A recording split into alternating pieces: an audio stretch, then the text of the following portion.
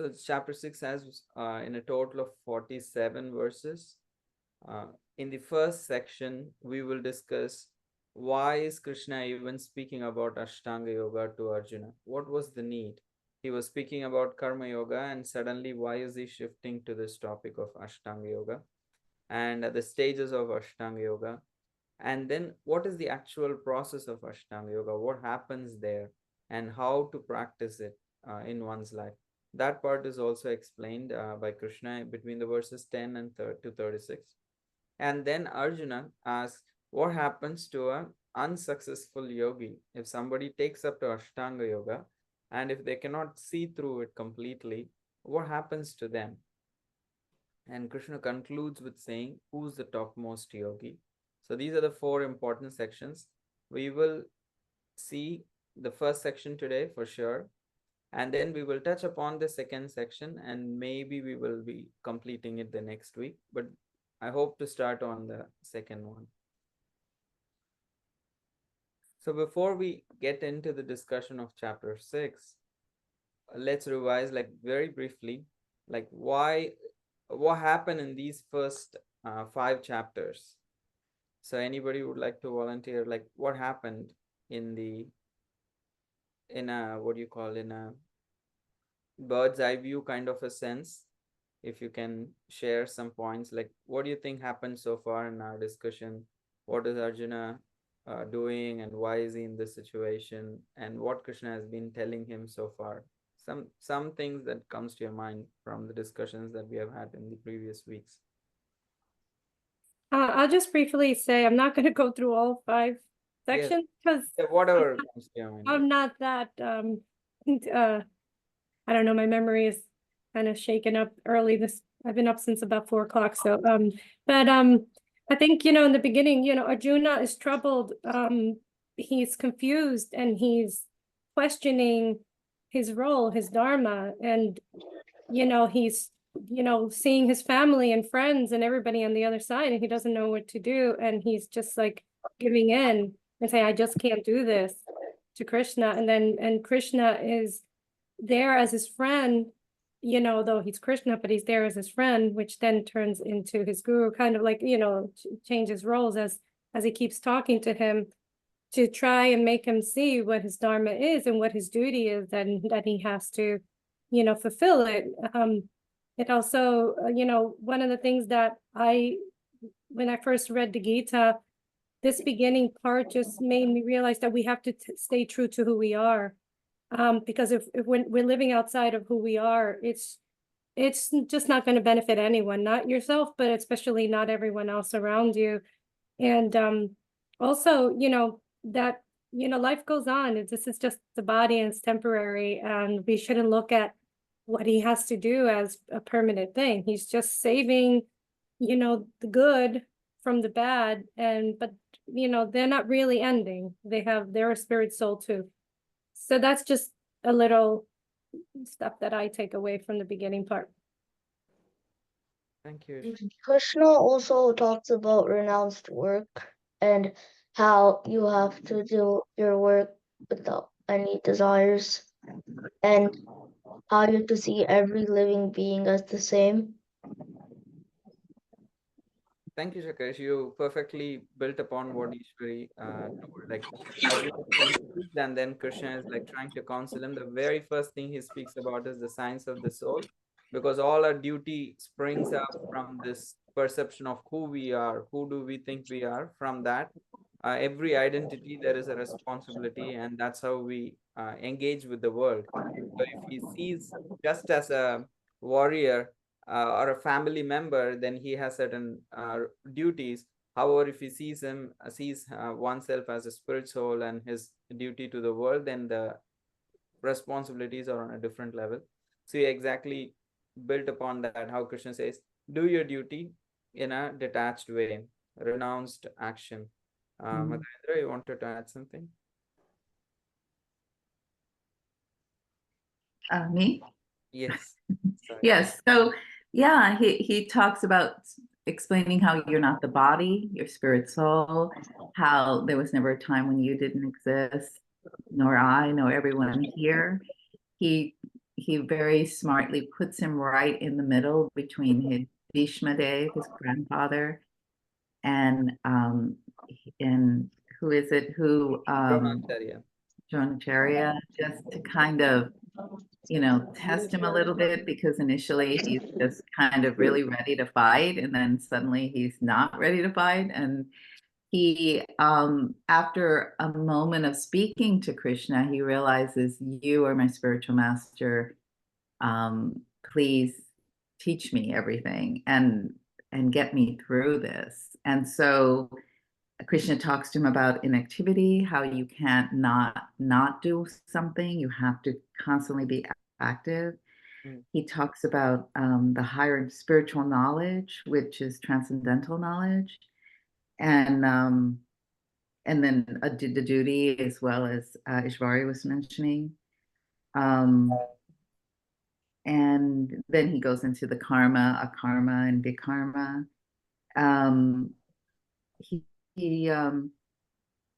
Oh, and then he talks about the three doers and how the world works. And so he's kind of building up from a basic understanding of not being the body to all the different types of karma that go up the ladder chain, and then coming back to bhakti periodically, and that is really the truer nature, but not pushing it too much, kind of really patiently explaining to Arjuna, who is constantly saying, well, you're telling me not to fight, or you're telling me to fight is best, but then, you know, he's a little still confused throughout the whole time. And so there was just a lot of very good takeaways you would give us constantly on how you're not the controller, and you can want something, and you can pray for it, and whatever you get probably is the best thing at that moment for yourself, even though you don't see it straight away. So those kinds of things were very helpful to me throughout the process. Ravi Prabhu, do you want to share something?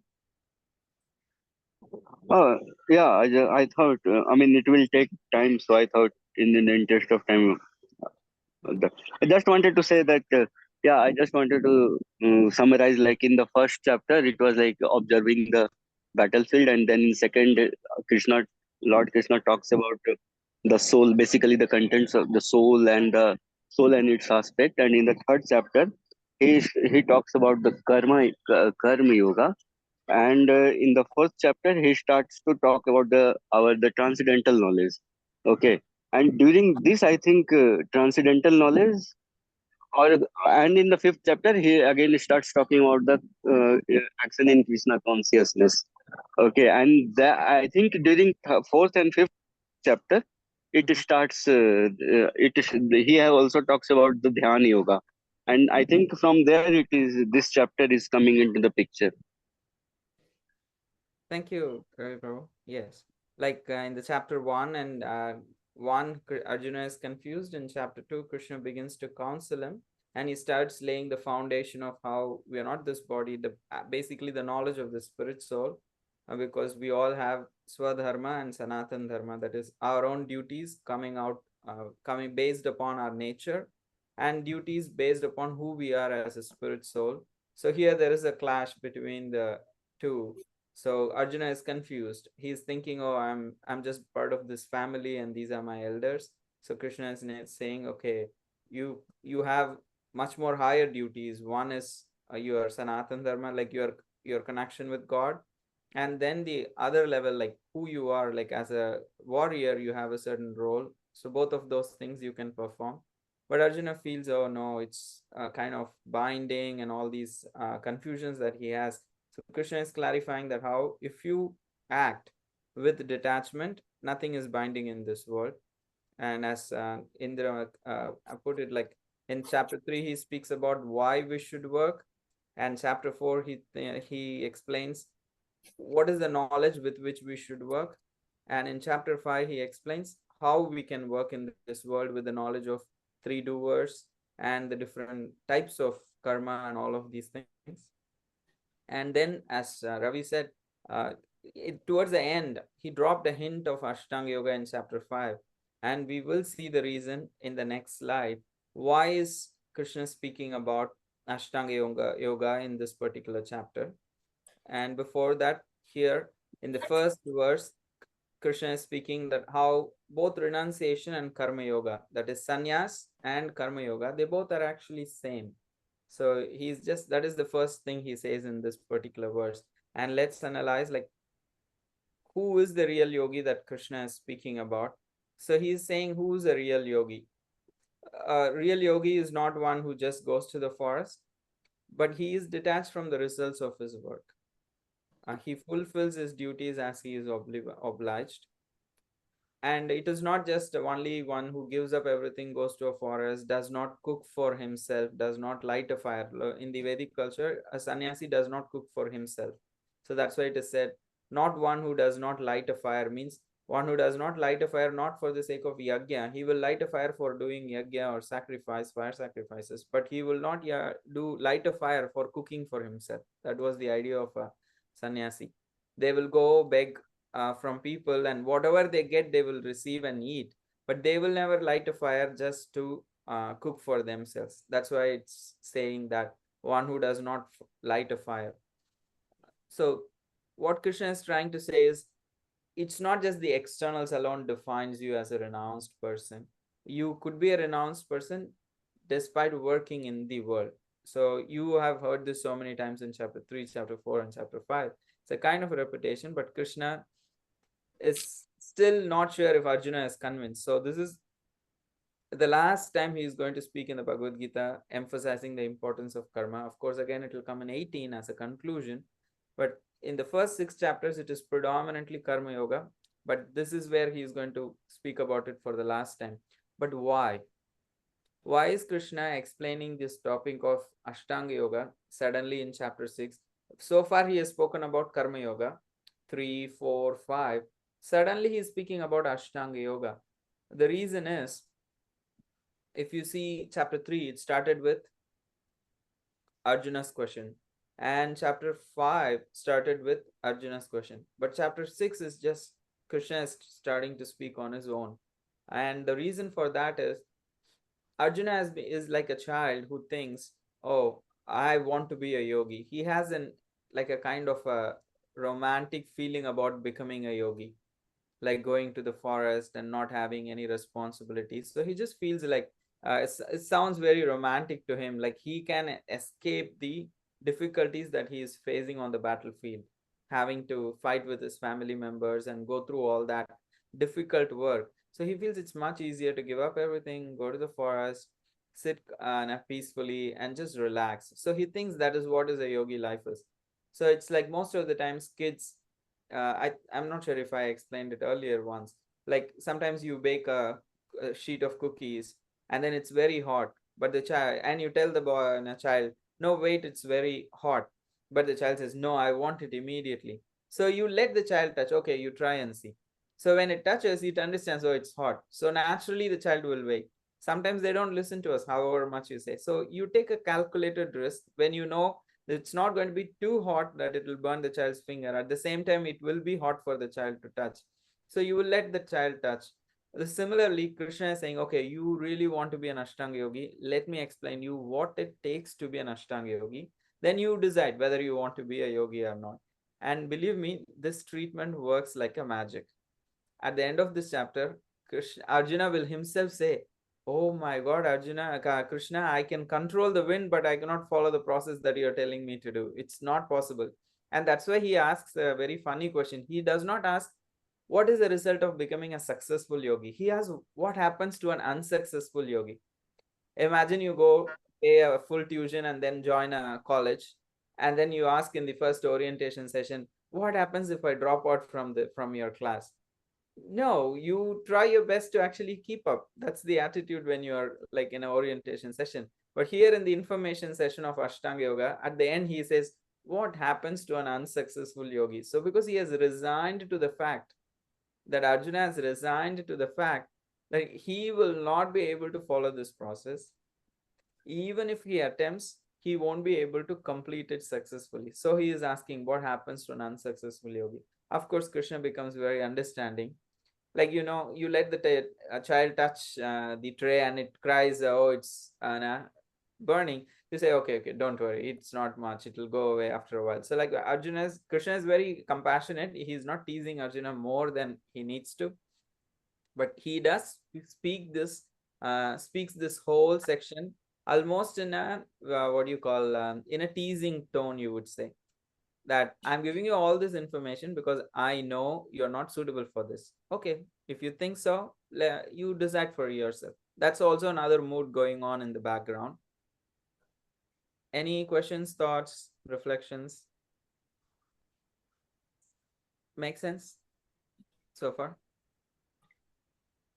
Some reactions would help me. Okay. So you mentioned earlier about karma and Astanga both lead to liberation, but then that so Astanga is not engaging in the world and karma is engaging with the world. So is that also, does this, I know I've read about a few verses here, but so is Krishna going to now explain, he's going to explain Ashtanga Yoga, but is he going to go back and say the pros and cons of both, or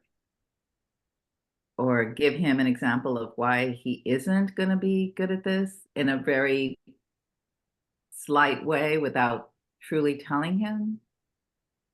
Or he's just going to explain Ashtanga and then he'll know himself? Yeah, what actually Krishna does is like he actually encourages Arjuna to be a warrior because that is his nature. Just because he is being adamant about becoming a yogi, he's just giving him a teaser of what it takes to become a yogi. So naturally, hearing that, Krishna's conviction is that Arjuna is not qualified for that. That Krishna clearly knows. So that's why he's telling Ashtanga Yoga as it is. He is not twisting it to make it difficult for Arjuna. He's just telling what actually it is. And when Arjuna actually falls back and says, oh my God, I cannot do this. So Krishna says, no, don't worry. It's not a problem. And that's when he explains who is the topmost yogi at the end of the chapter. So he gives him hope, and then he takes forward in the discussion in chapter 7 to 12 towards bhakti yoga, towards that who's that best yogi. He could work as a karma yoga, but he could also work as bhakti yoga. He can continue to do his work, but on the level of bhakti, which is topmost actually. So he just kind of takes him through that whole ladder, I would say. Does it make sense, Indra? So in the first verse that Krishna said, oh, they both are same. And here he's continuing the same thing in the second verse. He's saying, yeah, renunciation is same as karma yoga when it has, and why is it same? He explains that here.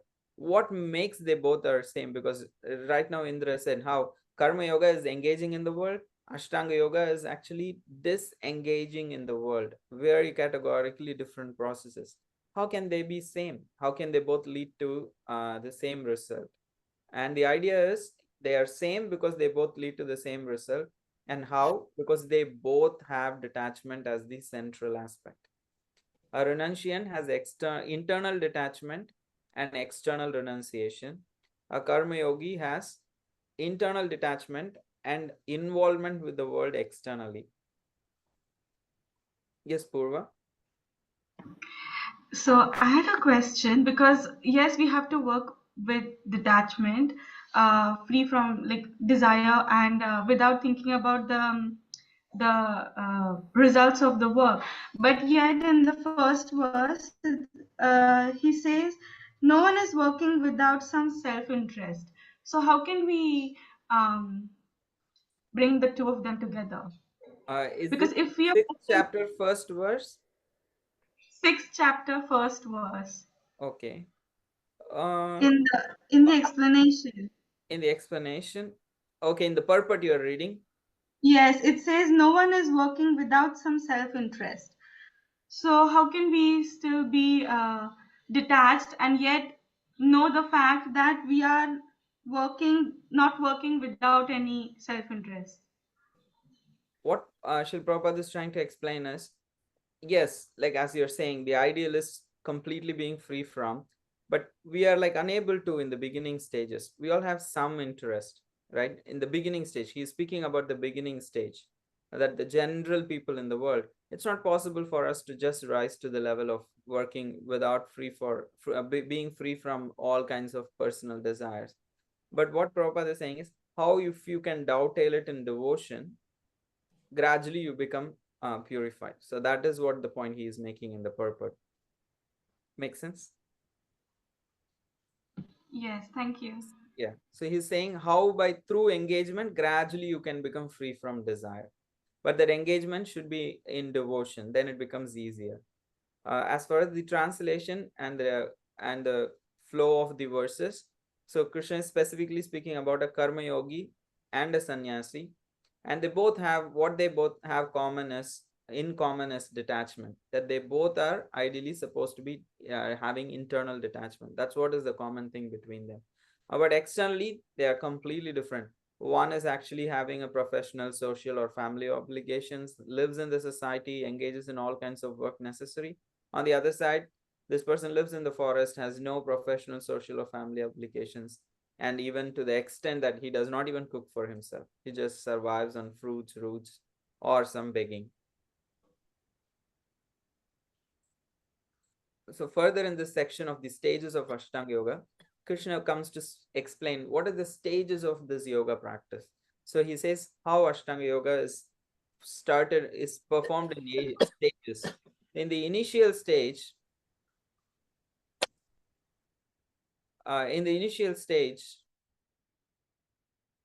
work is prescribed even for Ashtanga Yogi, because they are not straight up in the advanced stage. If for beginning, it's not going to be easy for them to just focus all time 100% just meditating. So it's initially they are supposed to work on the side, begin the practice of Ashtanga Yoga, and gradually when one's desires are actually purified, they feel they are developing internal detachment. So then if they are confident, they can take to external renunciation, because Ashtanga Yoga means going to the forest. It is not like practiced at like in one's what do you call, the advanced stages of Ashtanga Yoga is not practiced while living in the society. The very process requires that one actually goes out. So that's the process of the Ashtanga Yoga. And naturally, Arjuna might say, what do you think? I'm not qualified? I am qualified to do Ashtanga Yoga. Like, who says I'm not? So then Krishna says, okay, I'll tell you what it takes to be takes for one to go to the forest. So the prerequisite for renunciation. So he says one's mind needs to be controlled. One's mind needs to be fully controlled. That's the thing. He says one must deliver himself with the help of the mind and not degrade himself. So he says the mind is the friend of the conditioned soul and is the enemy of the conditioned soul as well. So our mind can act like a friend or as an enemy depending on how trained it is, how regulated it is, how controlled it is. And then he says, for one who has conquered the mind becomes the friend, else it becomes the enemy. So don't go with your enemy to the forest. The basic idea of why Krishna is saying these two verses is, if you really want to go to the forest and be alone, it's wise to be with a friend, not with an enemy, because it will create havoc in the forest for you when you're just by yourself. If your mind is not trained and controlled and it's not peaceful, it will not be sustainable for you to practice. So that's why he is explaining about making one's mind as a friend. For us now, we are living in this world in a regular life. We are not practicing Ashtanga Yoga. We are trying to practice Bhakti Yoga. So how is this verse relevant to us? What Krishna is saying is here, identify your mind instead of just identifying with the mind. Most of the time, that's what is happening with us. We don't create a separation from between us and the mind. We think all the emotions that comes to the mind is my emotion, and then we suffer or we become elated because we're too closely identifying with the emotions and the thoughts. By having a like what you call a healthy distance as an observer, living as an observer, okay, why am I feeling disturbed? Why am I feeling so happy? What is making me irritated. So if you start thinking like that, instead of saying I am feeling irritated, you may say that for the sake of clarity of language and ease of communication. But in your internal mood, if you become an observer of what is going on within you, then you can create that distance, and you create distance between the stimuli and the response. So then you will have more wisdom to act when you create that separation between yourself and your emotions and thoughts. Because we are not our mind, if we identify our mind and see when it's acting as a friend, when it's acting as an enemy, we will be able to give it a good advice. Because the nature of the mind is it magnifies problems. How many of you have this experience? Somebody is like, you're not like speaking, like you look at, you have a colleague or like a friend or someone, like there's some kind of a cold relationship, like you don't look at them, and there's like some kind of a tension, and then you think, oh, this person is thinking that, this person is thinking that is why they are not speaking, and anything happens we kind of try to correlate because probably that person have done that. So we just kind of try to like the mind just magnifies the problem than what it is actually, and it surely imagines pleasures. They say, right, the most pleasure is in the planning stage of going to a vacation. In the vacation, actually, you don't experience so much pleasure. It's in the planning stage that you experience the most pleasure. So, because it does imagines a lot of pleasures and surely neglects advice, it's not very easy to put reason into a person's mind when they are like kind of convinced. And most of the times, it is dissatisfied with the present.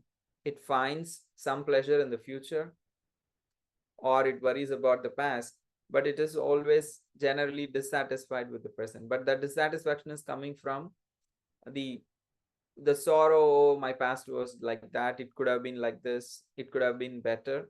Or the dissatisfaction is coming from, oh, I don't know what will happen in the future, so the fear. So this combination of the flickering nature of the mind makes it magnify the problems, imagine pleasures, it neglects advice, and dissatisfied with the present. So if it is not controlled, then it surely leads us into trouble. So naturally, we want to make our mind our friend. So this is a very important question that we want to understand. Like, how can I make my mind a reliable friend? When can I understand, okay, it is becoming a reliable friend? So what Krishna says in the Bhagavad Gita is like, inform your mind and also reform your mind. So what do we mean by informing our mind? Because even if you see the modern psychology, they all understand, okay, we have a lot of emotions, we have trauma, and they relate it to the impressions on the mind. However, they never go to the stage saying that we do have these weaknesses of heart, like weaknesses of the mind. That mind is prone to things like anger or greed or pride or illusion or uh, just like self weakness, like all these things they never actually inform us, like they don't put emphasis on these things. But what Bhagavad Gita says is mind is very prone to all these six anarthas we call in the Sanskrit, like lust, anger, pride, illusion, envy, these kind of things, greed. So mind is very prone to these things. So we need to actually inform the mind that this is not good for me. So strengthening the intelligence and reforming the mind is okay. Just giving information is not enough. We also want to reform the mind. That means purify the mind. For that, you need a spiritual connection. Both are, Krishna is saying that both are required. When you connect the soul with the Supreme through a spiritual practice, that is what is called as yoga. Yoga means connecting the soul and the Supreme. So if you practice a yoga process by connecting the soul regularly to the Supreme, then it gradually starts to reform, and it is also informed. So this combination of informing the mind and reforming the mind through a spiritual practice is very helpful. Without that, we cannot say that, oh, my mind is a reliable friend, because we either become like so oblivious of the dangers that the mind can be because this world is very distracting. You go through your phone or go outside in the world, so many things, we are like continuously taking information and impressions. So we need to know, not everything which is available I need to take inside. Not all the garbage that is outside needs to go in here. You need to have a scanner.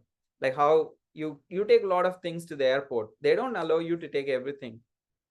They check what is from the security point of view, what is safe, how much is allowed.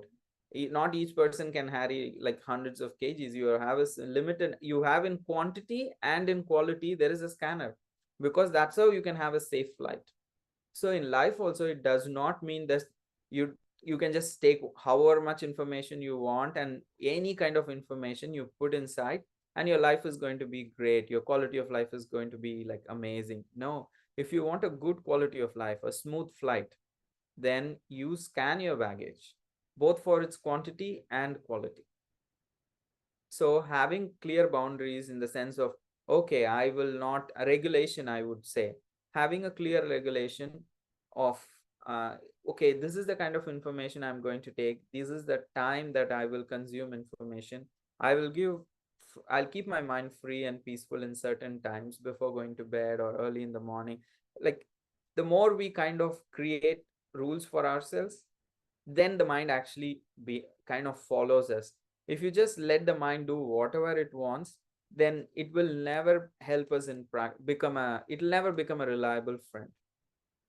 It will only convince us, saying how you should always keep it free, and you should give it complete freedom. That's what the mind will convince you for always.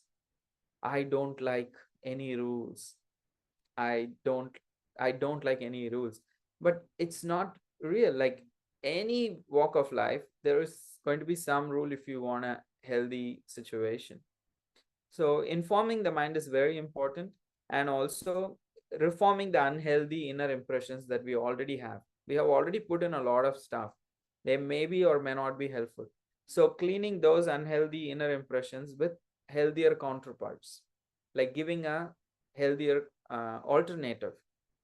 So through that, creating helpful habits, like, or healthy habits, or what you call, like, regulated habits, spiritual habits, all these things, when you give it a nice and a good habits as an alternative, coupled with spiritual practice, daily spiritual practice or regulated spiritual practice, so that's when actually the mind becomes our reliable friend.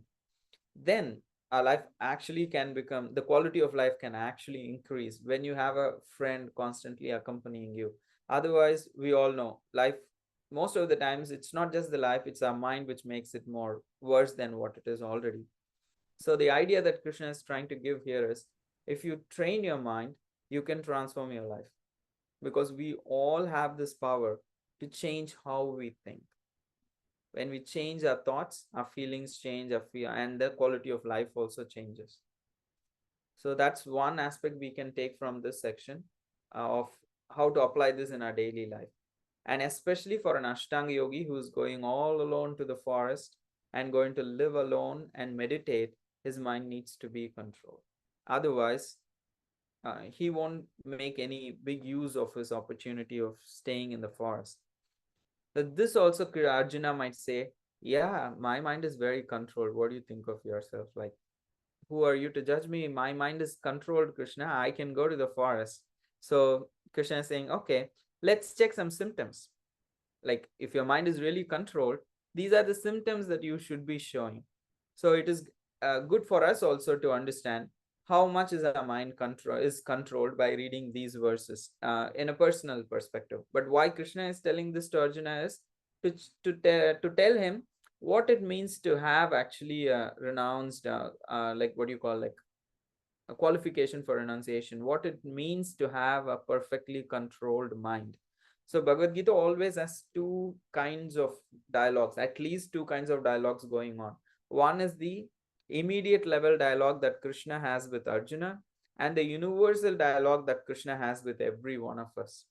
So both these threads continuously are intermingled. So by reading the commentaries, we can understand what is actually being spoken to Arjuna and how it could be applied. Some things are universal very clearly. Some things are very clearly just for Arjuna. However, we can, if the more that we know how these threads are intertwining, we can understand what we can take and how to apply it in our own lives. So here Krishna is specifically speaking to Arjuna, saying, oh, you want to be Ashtanga yogi? That means your mind should be controlled.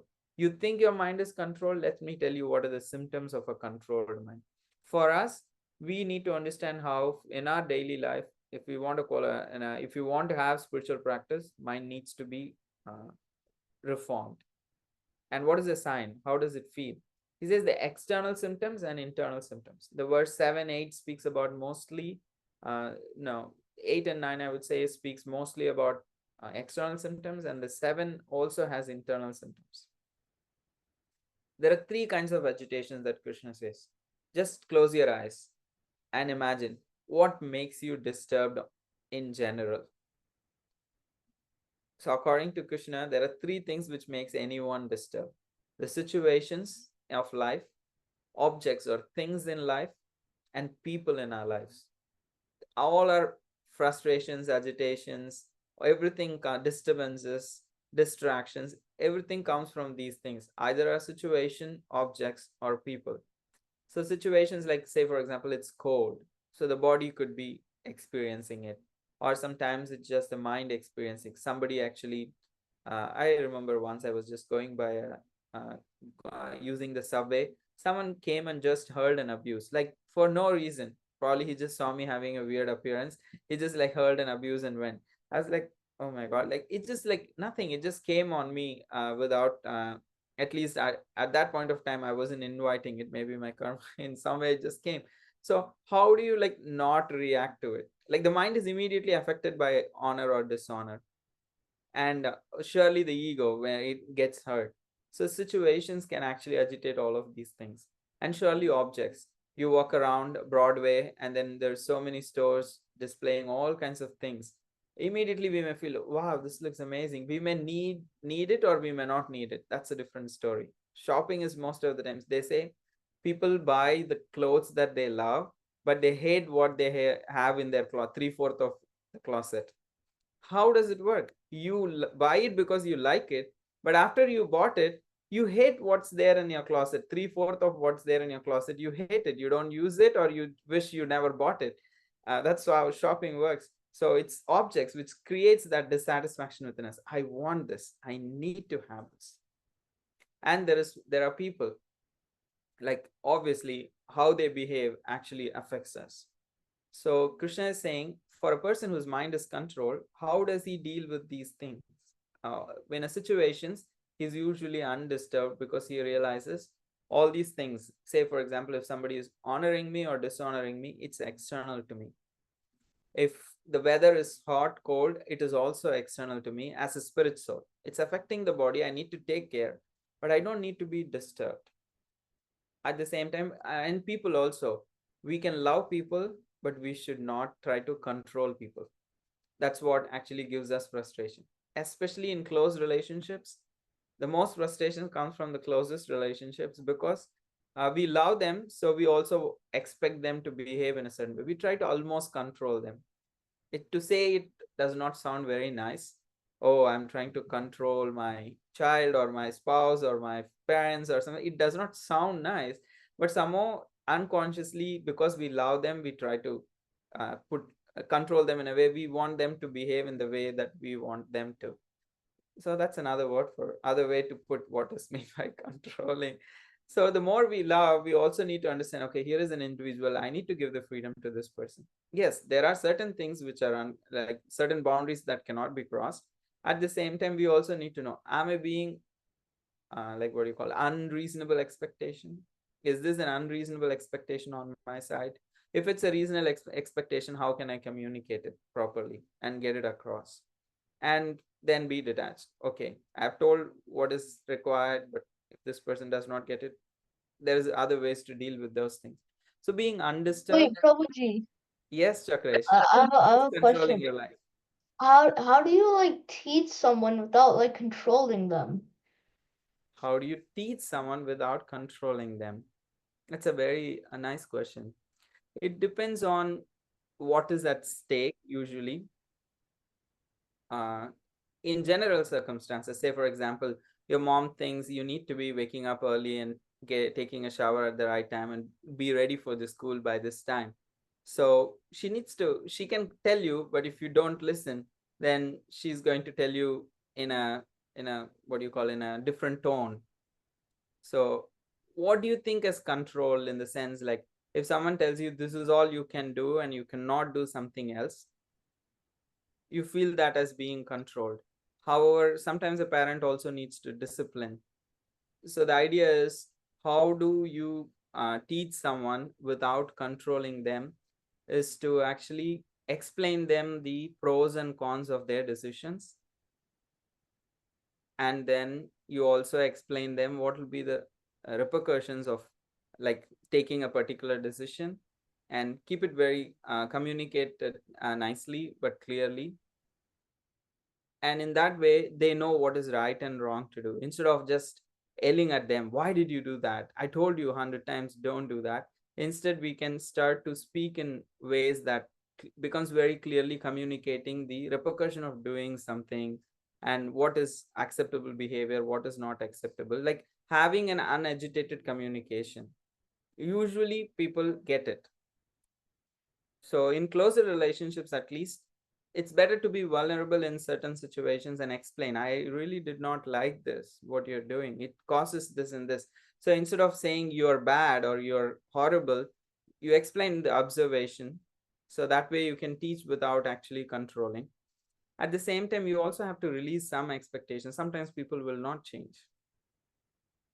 So you have to come to peace with, okay, this is how it's going to be. But it all depends, like what extent, like there cannot be abuse, cannot be justified as acceptance. At the same time, simple change differences, like I don't know, I don't like the way someone brushes their teeth, means I cannot just create a huge problem with that. So you know what to adjust, and you have to like understand, okay, what are things that I can tolerate and let them be, and what are the things which is not right, that they cannot. I'm not sure if I answered the question fully. So what do you think, Chakresh? Anything more to follow up? Thank you, Prabhuji. Okay, thank you. Mahidhar and Mother Divya. How long does it take to be detached? Like how much time? Detached in what sense, Mahidhar? Like fully detached, like internal.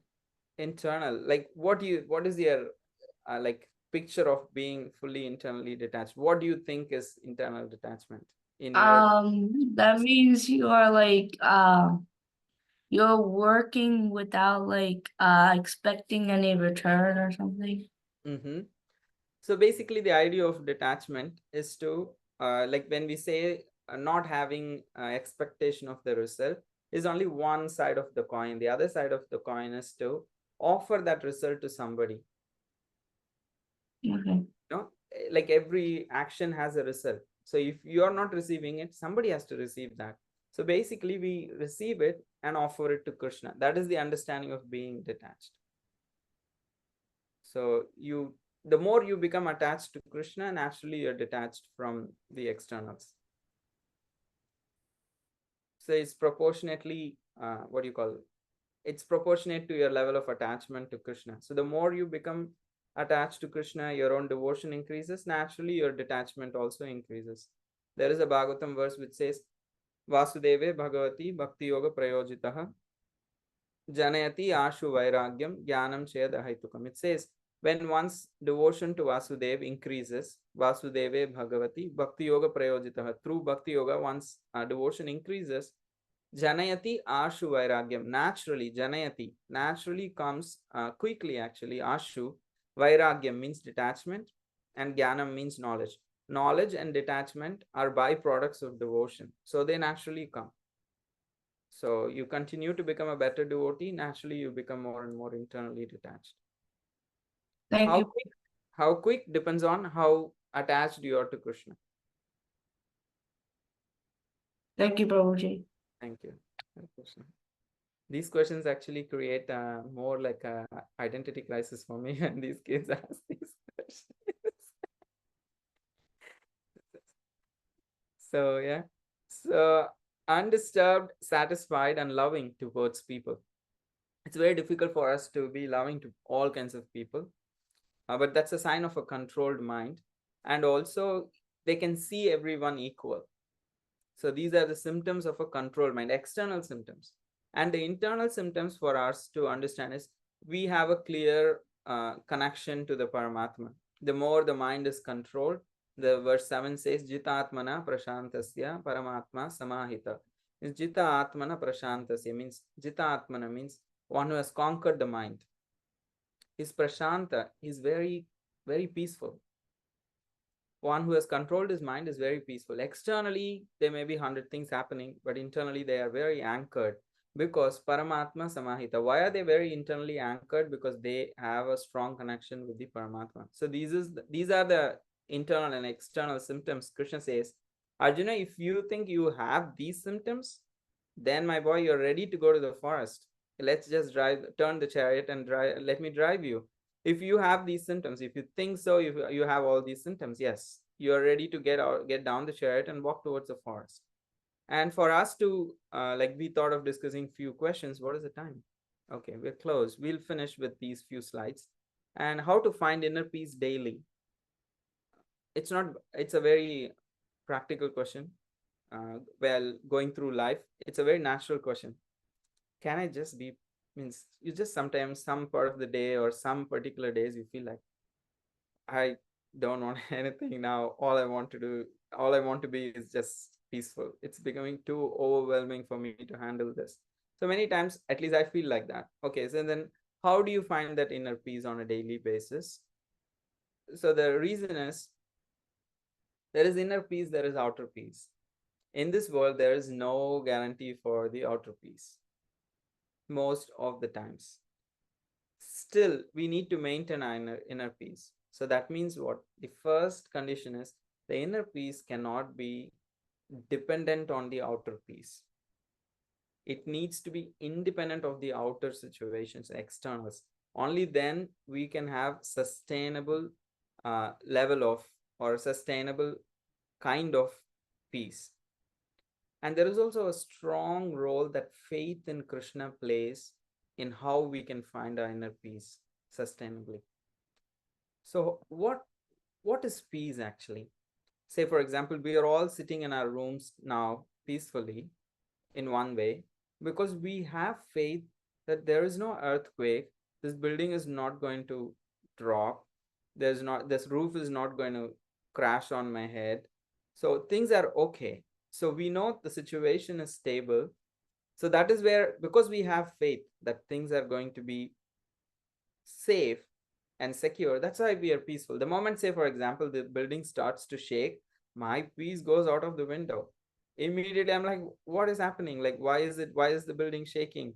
So the role of faith that we have in Krishna is very important enough for us to have inner peace, because the outer world constantly changes. People, situations, objects, they are not in our control all the time. So that means our own faith in Krishna, that whatever is happening around me is all for my good. Krishna has got my back. That faith in Krishna is also very important to be able to find inner peace. And this quest for peace is sometimes over advertised in this world. So a lot of people speak about being peace and finding peace. However, I would say it is overemphasized or over romanticized, because peace is never a goal. Like, how many days of your life you really relish, I was so peaceful that day? No, you think of days when you were happy. You think of days when you had severe challenges, but you still persevered and you actually made a difference. Those kind of days you remember. You don't remember, oh, I remember that day was so peaceful. No, peace is a byproduct of being happy and having security. However, many times we think or approach peace as actually the main product. But peace is a byproduct. When you have purpose and when you have love, peace becomes a byproduct. So when it comes to purpose versus love, yes, A purposeful life is actually eventually leads to a peaceful life. How long we can just sit quietly without doing anything? Well, life is not like that. You can go on a silent meditation for 10 days and feel peaceful. But you have to get out of it at some point of time. So learning to deal with life with inner peace is much more stable than looking for an empty peace which has no practical utility or sustenance. So having a purposeful life is more important than having a peaceful life. When you have purpose, peace follows you. And the same way, peace is not independent of love. If you have loving dealings with people, naturally you are at peace. When you have tension in a relationship, your peace goes out of the window. So love and purpose are the main things that we look for in life. Peace is just a byproduct of that. So you need to find purpose on a daily basis and love on a daily basis, both internally and externally. So when I say externally, yeah, we need to have family members or relationships, friendships that can give us love and purpose. But most of the times it's not within our control. So internally finding purpose and love, having an internal purpose and love is also very important. So the internal purpose of every soul's life is Sanatan Dharma, that is their connection with the Supreme Lord. So their purpose of life is to actually rekindle that relationship with Krishna. When that purpose is there internally, and when we engage in Bhakti Yoga, we experience Krishna's love internally. So when these two things are there, it can lead to inner peace despite our external situations and can become a very valuable source of shelter when we navigate life, especially on tough days. So this is my personal experience. Anybody has anything to add?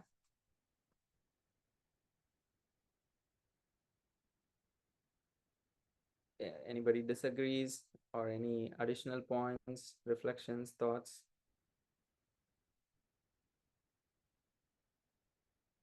Okay. I think everybody is very peaceful.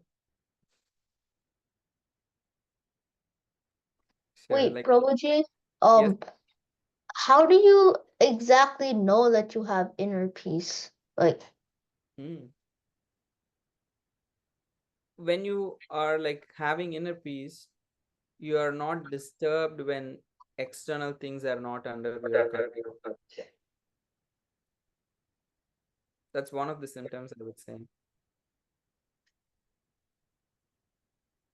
okay. Made sense? Anything you want to add? Yeah, but like, how can we like go into like inner peace like very, very quickly? Like, and like sometimes you feel inner peace, like sometimes in the morning when you wake up, you like feel like very peaceful. But then as the day progresses, and it gets hectic and stressful, you just don't feel it anymore. And because Like, when you wake up in the morning, your interaction with the world is very minimal. The situations haven't arisen. You're not interacting with any objects that are distracting or distressing you, especially you're not dealing with people. You haven't just started dealing with the people. So that's why you feel peaceful, because that is very dependent on the external outer peace, that peace that we are feeling. But inner peace is like basically you utilize that morning time for spiritual inspiration. You engage in a spiritual activity, understanding lives, like seeing life from a bird's point of eye view, in the morning, taking spiritual inspiration, how just my day and the things that I need to do, job, school, these are not the only thing in life. There is something very like something which is bigger than these roles is there, my connection with Krishna, me as a spirit soul. So use your morning times, at least whatever little is possible in your schedule, for spiritual inspiration, which actually reinstates you on a bird's eye view point of view kind of idea of life, so that you become more sober. You don't get caught up with the details. So there's called as a ladder of abstraction. So it said in life, peaceful are the people who can actually go up the ladder and come down the ladder very quickly depending on the situation. So what is the on the top of the ladder is seeing life from a very high level perspective. Okay, my body, everything is temporary, the spirit, the soul is permanent. That is like a very high level kind of a thing. My connection with Krishna is the eternal thing, it's never going to change. These kind of ideas are on the highest level of the ladder. But the immediate level of ladder is, I need to go switch off the stove, otherwise the milk is going to boil over. So I need to do that. The things are dependent on my interaction with them. So things are under my control. If I need to intervene to set them straight, that is like the lowest level of abstraction. So we need to know when we need to actually get into the world and put our hands and dirty our hands and do things, and when we need to think, okay, everything is fine, but still my relationship with Krishna is very important. The people who can go up and down this throughout the day at the right moment. Most of the times what we think, when actually we are supposed to prepare for exam, we think, oh, Krishna is the Supreme Lord, he will help me, he will pass me. You are going up on the ladder at the wrong time. You are actually supposed to walk down the ladder and pick your book, study for the exam, put all your efforts, try to do your best and go write the exam attentively. And that's where you stay on the lower level of the ladder. And after you finish the exam, you don't need to worry about what the results are going to be, because that's not under your control. That's when you think, ultimately Krishna is the controller, I have done my best, whatever he gives me, I'll be happy with it. So you walk down the ladder and up the ladder at the right times, with the right understanding, then you become peaceful. But if you think, oh, Krishna is the ultimate controller, let me watch some sports now when instead of studying, and then you go into the exam hall and you are not going to be peaceful there. So am I making sense? Is it relevant to your question? Yeah, but like about what you said, like in like books, like how do you like focus on something? Like when the mind is restless, like in the Bhagavad Gita, it said that the mind is restless all the time. How do you exactly focus on a particular thing? Yeah.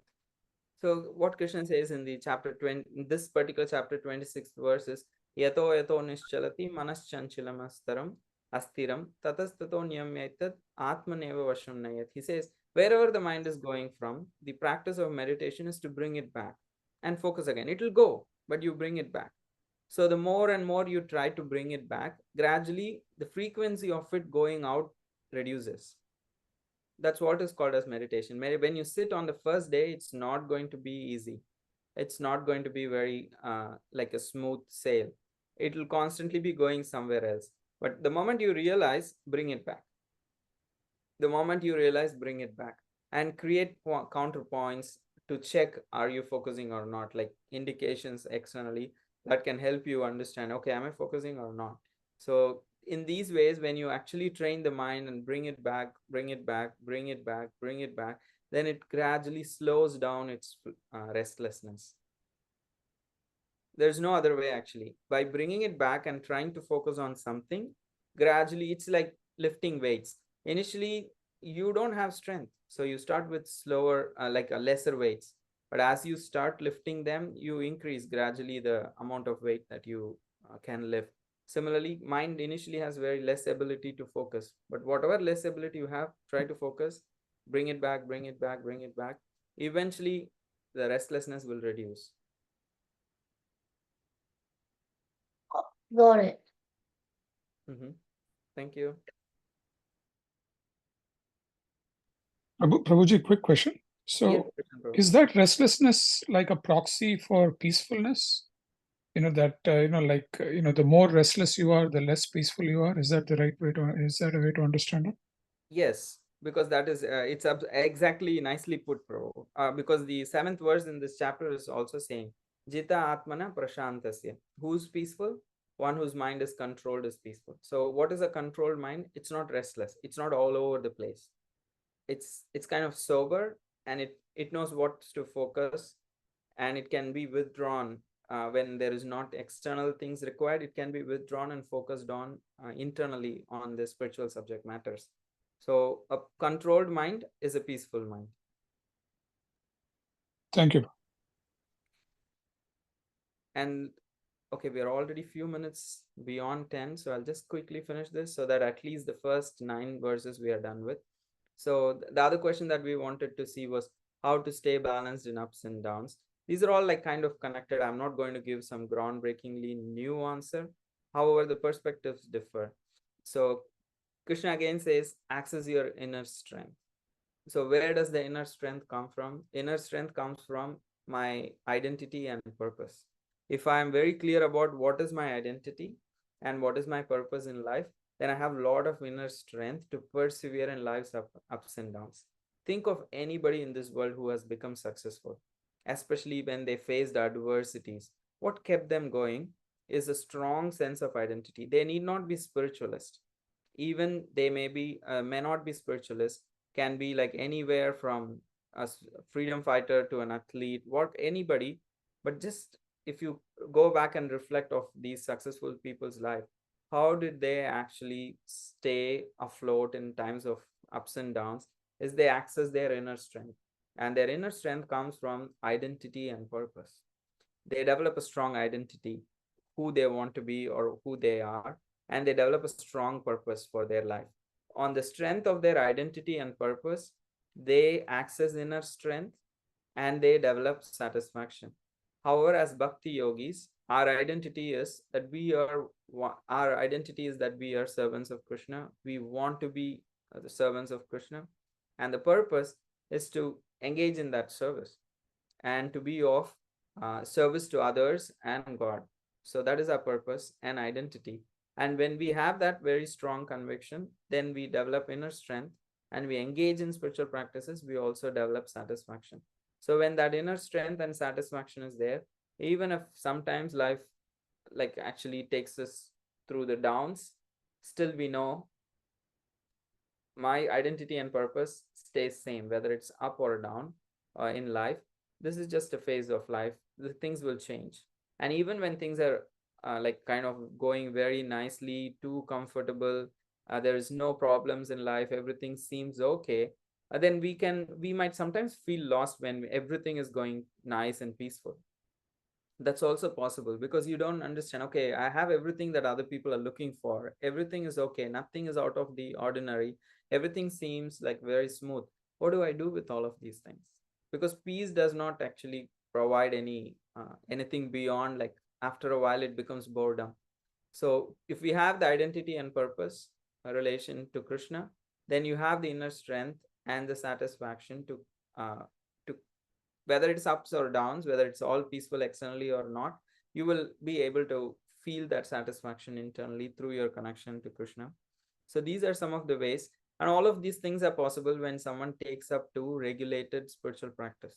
So the most important spiritual practice is to chant Hare Krishna on a daily basis. Whatever is the time available to you, make it as a priority to chant the mantra, because that's when the mind actually becomes settled. Mantra means that which trayate iti, mana trayate iti mantra means that which delivers the mind.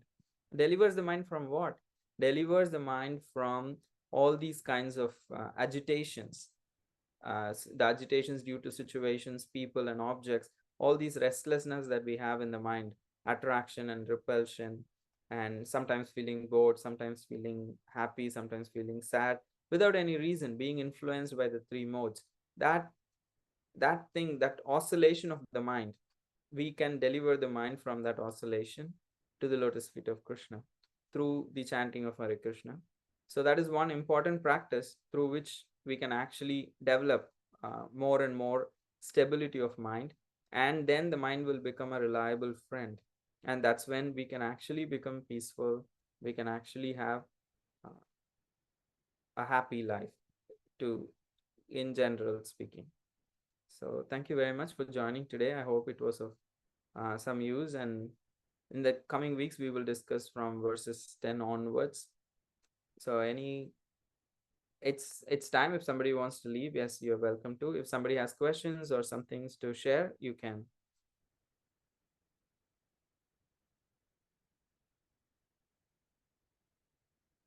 Okay. Hare Krishna, Prabhuji. So the three situations you mentioned, are they indirectly referring to Adi Bhautik, Adi Daivik scenarios and Adi Adhyatmik? Yeah, I would say so. But mainly there's a different levels of classifications, but they are all like, yeah, in one sense, yes.